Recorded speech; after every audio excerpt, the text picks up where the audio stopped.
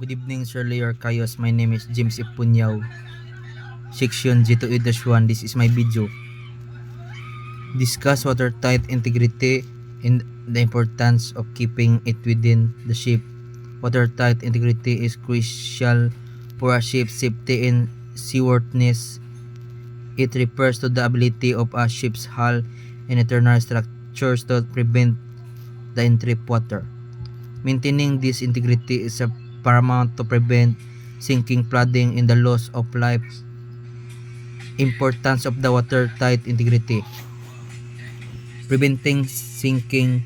The primary function is to prevent water from entering the ship's hull. If water enters uncontrolled, it can lead to instability, loss of buoyancy, and ultimately sinking. Maintaining stability. Water ingress can shift the ship's center of gravity, leading to stability and capsizing, especially in raw seas. Watertight compartments help to maintain stability even with some flooding. Protecting and crew passengers.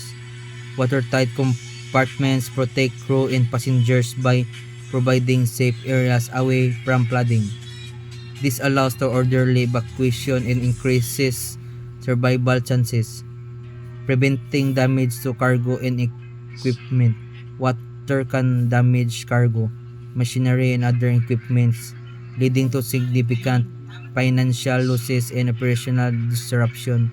Watertight integrity safeguard this asset, ensuring operational readiness. Flooding can render ship imperable, preventing it from completing its voyage. Maintaining watertight integrity ensures the ship operational readiness, complying with regulations, international maritime regulation, and classification societies mandatory standards for watertight integrity.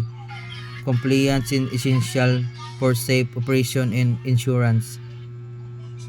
Maintaining watertight integrity. Maintaining watertight integrity requires ongoing effort and vigilance. Regular inspection of bulkheads, decks, and other watertight structures are vital to detect any damage or deterioration. This include visual checks, testing of watertight doors and hatches, and sometimes non-destructive testing. Effective maintenance. Any damage or deterioration must be promptly repaired. This involves welding, patching, and other maintenance tasks.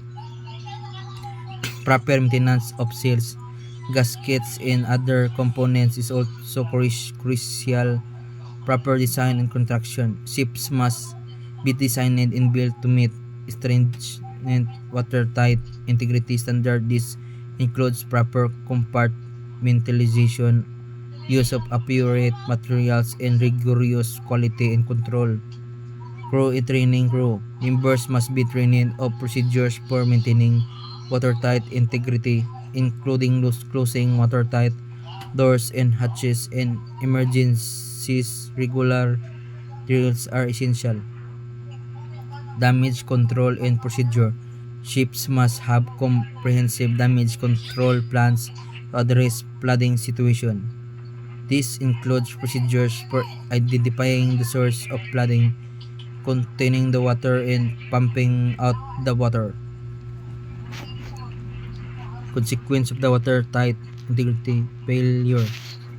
Failure to maintain watertight integrity can have severe consequences, including loss of life. Flooding can lead to drowning and other casualties. Ship loss. Severe flooding can result in sinking of the vessels. Environmental damage. Shrinking. Ship can cause significant environmental damage due to oil spills and other pollution. Financial losses can cause associated with repairs, loss of cargo, and illegal liabilities can be substantial. In conclusion, maintaining watertight integrity is a critical aspect of safe ship operation. It requires a combination of proper design, contraction, regular inspection, effective maintenance, and well-trained crew. The consequence of failure can be catastrophic, highlighting the importance of prioritizing this aspect of maritime safety. Thank you, sir.